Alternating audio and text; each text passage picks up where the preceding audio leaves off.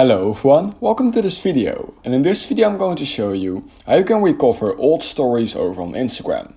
So for example, you have posted a few stories a few weeks ago of your vacation, for example, but you forgot to actually highlight those stories and you want to actually recover them to see what you have done and maybe even highlight them.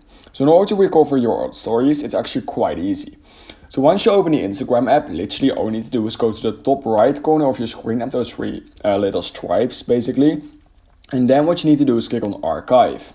Then here you can see your stories archive and when you've posted them and even your location. So literally all you need to do is go right here, top right corner of your screen, archive, and then here you will see your stories archive. You can also see your posts archive and live archive. However, just make sure that this is checked to stories archive. And then you will be able to see here all the stories you have posted, basically since you have created your Instagram account. So that's how you can recover old stories on Instagram. If you learned something from this video, I would highly appreciate it if you could like this video and subscribe to my channel. And I hope I will see you in my next YouTube tutorial video.